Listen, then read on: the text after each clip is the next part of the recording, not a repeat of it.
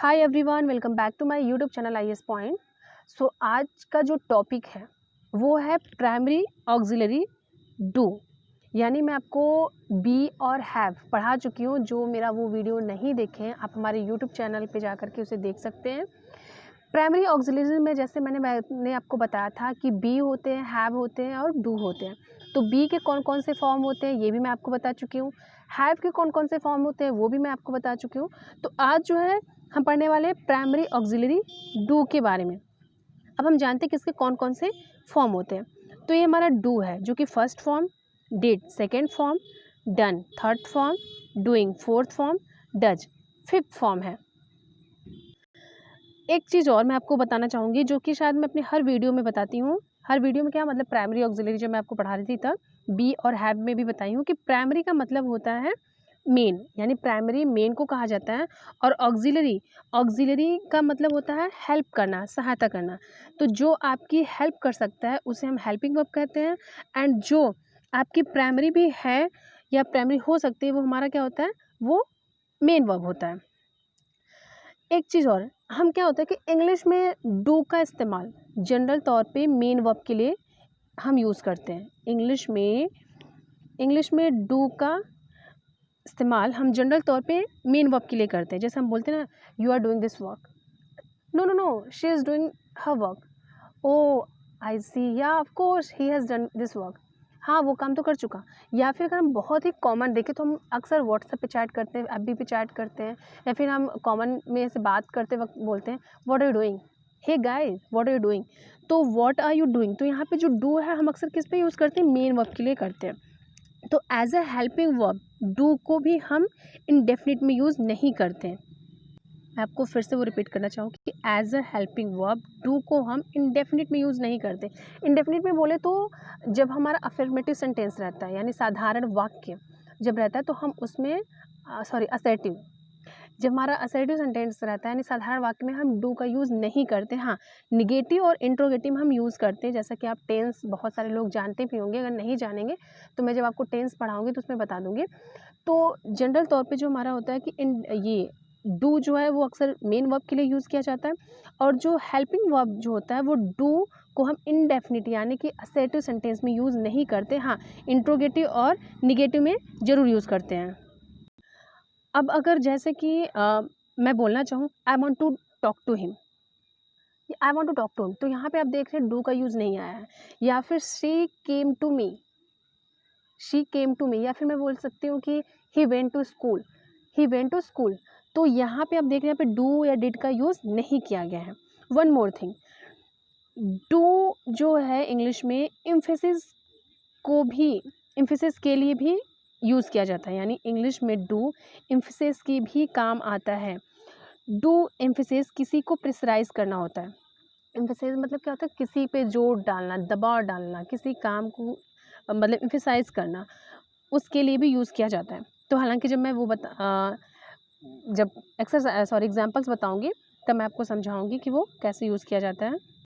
एक चीज़ और, इंग्लिश में मतलब प्राइमरी ऑक्सिलरी रेपिटेशन को अवॉइड करती है। मैंने आपको दोनों वीडियोज़ में बताई, यानी जब प्राइमरी ऑक्सिलरी बी पढ़ा रही थी तब भी बताई हूँ, प्राइमरी ऑक्सिलरी हैव पढ़ा रही थी उसमें भी मैंने आपको बताया है कि प्राइमरी ऑक्सिलरी रेपिटेशन को भी अवॉइड करती है। अब चलिए एग्जांपल्स मैं आपको समझाती हूँ। एक बार मैं फिर से मार्क करना चाहूँगी कि डू के जो कितने फॉर्म से, एक डू है, सॉरी यहाँ पे मैंने डिड लिखा हुआ है, डू है, डिड, डन, डूइंग, डज। एक चीज़ मैं आपको और बता दूं कि डू के साथ हमेशा वर्ब का फर्स्ट फॉर्म आता है। आप जब भी डू का यूज़ करें तो हमेशा वहाँ पे डू का फर्स्ट फॉर्म रखें। डू में कभी भी सेकंड फॉर्म नहीं आता डू के साथ, ना ही थर्ड फॉर्म आता है। और तो हमेशा ये याद रखें कि डू के सारे फॉर्म हमेशा फर्स्ट फॉर्म में ही रहते हैं। अब जैसे कि मैंने यहाँ पे लिखा हुआ है कि I am doing this work, I am doing this work, तो आपको ये भी पता है कि यहाँ पे एम जो है ये हमारा क्या है, हेल्पिंग वर्ब है। ये हमारा एम जो है हेल्पिंग वर्ब है, और जो डू है वो हमारा मेन वर्ब है। यानी एक हमारा, जब जैसे कि मैंने हमेशा बताया कि जब हमारे पास कोई काम करने वाला होता है तो हम क्या करते हैं, अपना काम उसको देते हैं। जैसे मेरी तबीयत ख़राब है तो मेरा काम दूसरा कोई कर देता है। बट हाँ, अगर मेरा तबीयत ख़राब है और मैं अकेली हूँ, तो जाहिर सी बात है वो सारा काम मुझे करना पड़ेगा। तो आप यहाँ पे देख रहे हैं I am doing this work, यहाँ पे 2 वर्ब है, एक एम है और एक डूइंग है। तो जब 2 वर्ब है तो एक हमारा हेल्पिंग वर्ब हो जाएगा, एक हमारा मेन वर्ब हो जाएगा। यानी एम जो है वो हमारा हेल्पिंग वर्ब है और डूइंग हमारा क्या है, मेन वर्ब है। उसी तरह मैंने यहाँ पे लिखा है कि I do what you want to do, I do what you want to do. अब यहाँ पे आप देख रहे हैं डू जो है, यहाँ पे डू के मतलब कोई भी हेल्पिंग वर्ब नहीं है, यानी जो है वो सारा कौन है, यही डू ही है। मतलब what you want to do वो तो मान लीजिए आप अलग कर दीजिए। अभी यहाँ पे जो आई डू है वो हमारे एक सेंटेंस, तो यहाँ पे डू देख रहे हैं, यहाँ पे किसी मतलब कोई और नहीं है करने वाला, कोई करता धरता नहीं है, यानी जो कुछ भी है ये डू ही है। तो डू यहाँ पे हमारा क्या हो जाएगा, यहाँ पे डू हमारा मेन वर्ब हो जाएगा। या फिर आप जैसे यहाँ पे मैंने लिखा हुआ है कि do you know me, do you know me, तो यहाँ पे डू हमारा क्या हो जाएगा, ये हमारा हेल्पिंग वर्ब हो जाएगा डू, और नो हमारा क्या हो जाएगा, मेन वर्ब हो जाएगा। तो जब भी हमारा सेंटेंस में 2 वर्ब्स रहें, तो एक हमारा हेल्पिंग वर्ब होता है, एक हमारा मेन वर्ब होता है। बट अगर हमारा सेंटेंस में सिर्फ एक ही वर्ब है, तो जाहिर सी बात है वो हमारा कौन सा रहेगा, मेन वर्ब रहेगा। अब यहाँ पे जैसे मैंने लिखा है कि she did not go to school, she did not go to school, तो यहाँ पे डिड हमारा क्या हो जाएगा, डिड हमारा क्या हो जाएगा, ये हमारा हेल्पिंग वर्ब हो जाएगा और गो हमारा मेन वर्ब हो जाएगा। यहाँ पे देख रहे हैं आप, मैंने लिखा है कि शी गोज़ टू स्कूल और यहाँ पे लिखा है she do not goes to school. अभी आप बोलेंगे कि मैम पागल हो गई हैं क्या, सॉरी यहाँ पे मतलब मैंने शी लिखना चाहा था, हो गया। यहाँ पे मैंने लिखा है कि शी, ऊपर मैंने लिखा है कि शी गोज़ टू स्कूल और मैंने नीचे लिखा है कि she do not goes to school. तो आप बोलेंगे हाँ ऊपर वाला तो सेंटेंस बिल्कुल सही है, लेकिन नीचे वाला सेंटेंस का क्या मतलब, ये तो मेरा बिल्कुल गलत है। तो मैं आपको बता दूं कि हाँ ठीक है, मैं मानती हूँ कि ये मैंने गलत लिखा है। तो जैसा कि आप जानते हैं, हम सब जानते हैं कि टेंस में हम इंट्रोगेटिव जब प्रेजेंट इंडेफिनिट बनाते हैं, तो इंट्रोगेटिव और नेगेटिव में हम डज का यूज़ करते हैं और डू का यूज़ करते हैं। तो आपको कभी पता है कि यहाँ पे हम डज का यूज़ क्यों करते हैं, हम डू का यूज़ डज का यूज़ क्यों करते हैं, और जब हम डू लगाते हैं या फिर डज लगाते हैं तो यहाँ पे एस या एस क्यों हटा देते हैं, वो सारी चीज़ें होती हैं ना यहाँ पे। तो मैं आपको बता दूँ कि जब भी हम, जैसे यहाँ पे मैंने शी गोज़ टू स्कूल लगाया, ठीक है, कि वह स्कूल जाती है, तो यहाँ पे ये हमारा गो जो है क्या है, ये हमारा मेन वर्ब है कुछ, क्योंकि है तो नहीं यहाँ पे हेल्पिंग वर्ब। बट यहाँ पे जब हमारा हेल्पिंग वर्ब डू लग जाता है, तो ये जैसे कि मैंने कहानी बताया कि मैं जा रही हूँ स्टेशन पे और मेरे पास सामान है, तो मैंने कुली कर लिया कि ठीक है आप मेरे सामान कैरी करो। तो जब मैंने कुली किया हुआ है, तो मैं अपने सामान को क्यों कैरी करूँ, मतलब मैं कुली को खाली मतलब अपने साथ लेके चलूँ कि ठीक है आप चलो मैं अपना सामान खुद ढो रही हूँ, तो मतलब क्या है। तो सेम वही यहाँ पे है फॉलो होता है कि जब यहाँ पे हमारा गोज़ है, यानी यहाँ पे जब हमारा यहाँ पे गोज़ है और जब यहाँ पे हमारा डू है यानी हेल्पिंग वर्ब है, तो ये गो यानी मेन वर्ब अपने साथ ईएस को क्यों कैरी करें, हम ईएस को वहाँ से हटा के इसके साथ कैरी करवाते हैं, यानी यहाँ पे ईएस लगेगा। तो she does not go to school रहेगा, she does not go to school, यानी कि जब हमारे पास हेल्पिंग वर्ब है तो हमारा मेन वर्ब उस काम को क्यों करें। जैसे कि मैंने यहाँ पे लिखा है कि ही सॉ मी और यहाँ पे लिखा हुआ है कि ही डू नॉट सॉ मी। अब आप बोलेंगे यहाँ पे भी ऊपर वाला तो सेंटेंस है, ये नीचे वाला क्यों गलत है। तो यहाँ पे ऐसे कि ही सॉ मी, तो इट मीन्स कि यहाँ पे जो सॉ है, ठीक है, यहाँ पे तो सॉ है सेकंड फॉर्म, यहाँ पे हमारा मेन वर्ब है, क्यों, क्योंकि इसके पास कोई हेल्पिंग वर्ब नहीं है।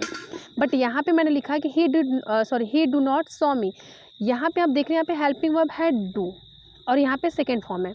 तो जाहिर सी बात है जब ये अपना यहाँ पे सेकेंड फॉर्म है, तो ये अपना सेकेंड फॉर्म किसको दे देगा, इसको दे देगा। तो यहाँ पे हमारा डिड लग जाएगा, ही डिड नॉट, या और यहाँ पे अपने खुद से फर्स्ट फॉर्म में आ जाएगा, ही डिड नॉट सी मी।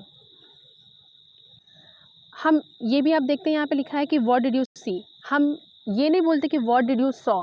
जैसे बोलने में हम लोग बोलते हैं कि पास्ट को अगर हम दिखाना चाहते हैं तो हम लोग बोलते हैं व्हाट डिड यू सॉ।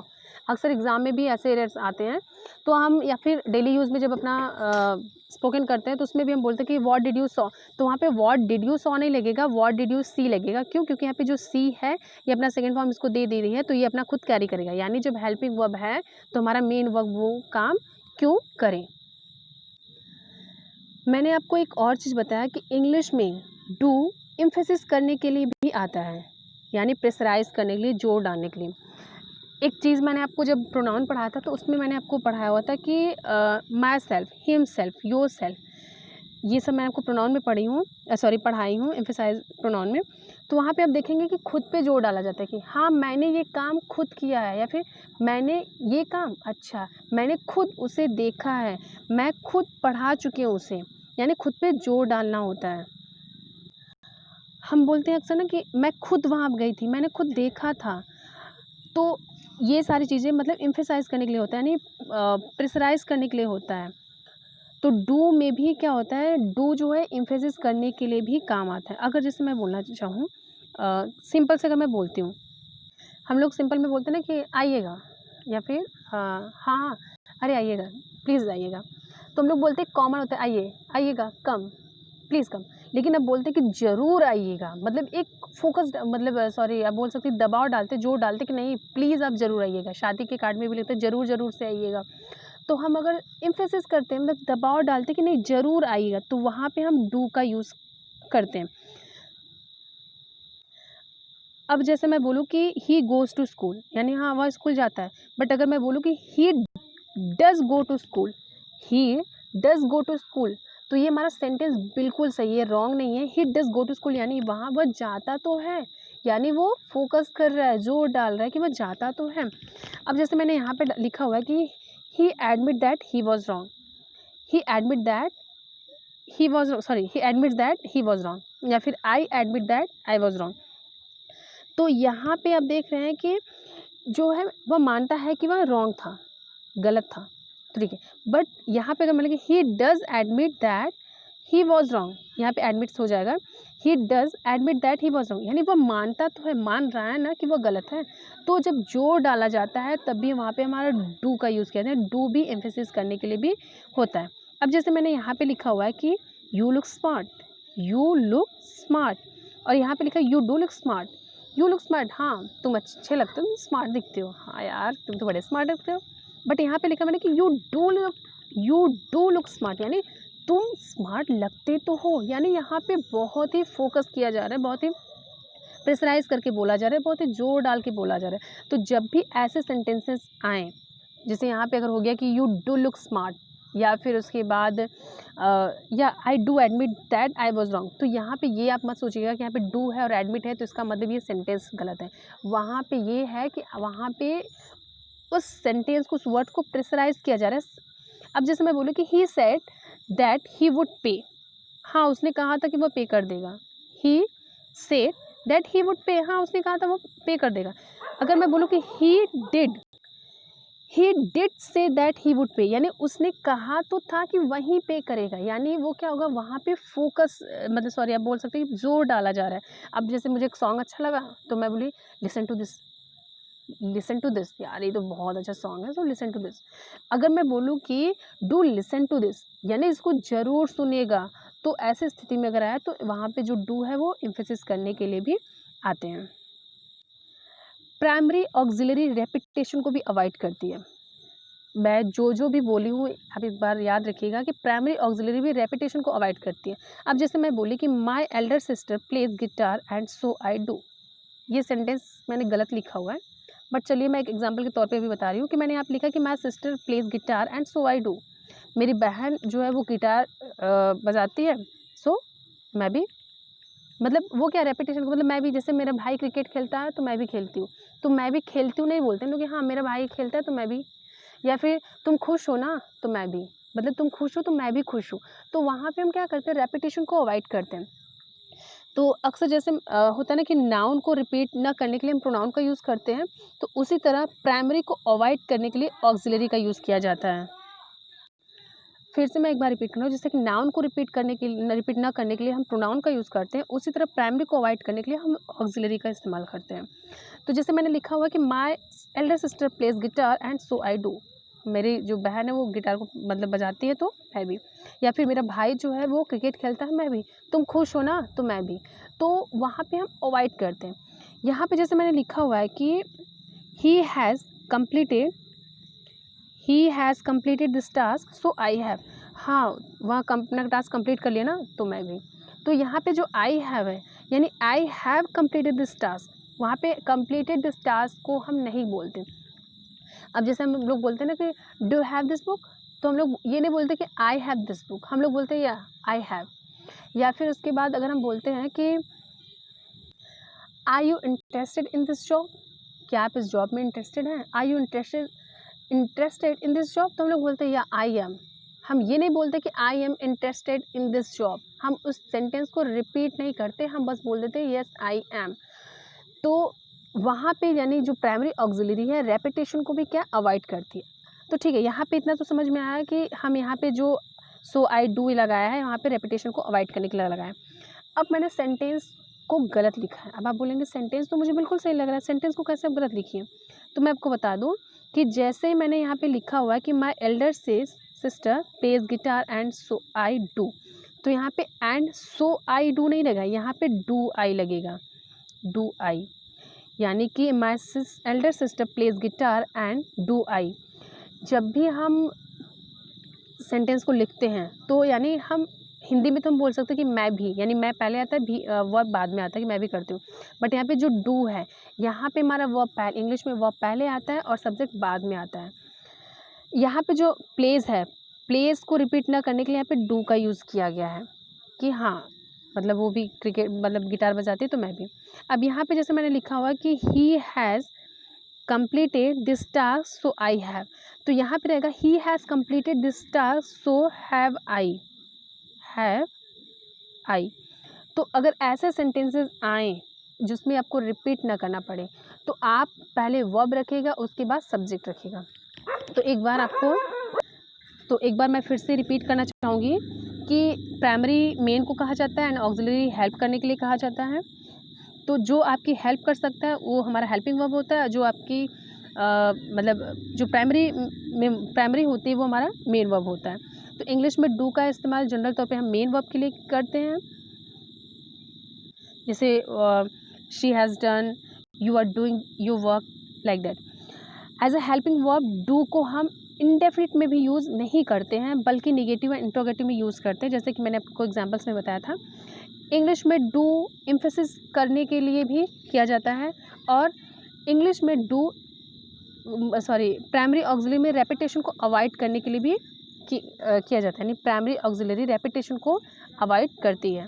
तो अगर ये वीडियो आपको पसंद आए तो please like share and comment ना करना भूलें। Thank you. And one more thing कि अगर आपको भी इससे रिलेटेड कुछ समझ में आता है कि सेंटेंसेस कुछ ऐसे होने चाहिए, जैसे मैंने बताया कि my younger brother pledge cricket and so do I, अगर ऐसे सेंटेंसेस हैं कुछ या आपको कुछ पूछना है तो आप कमेंट कर सकते हैं। Thank you.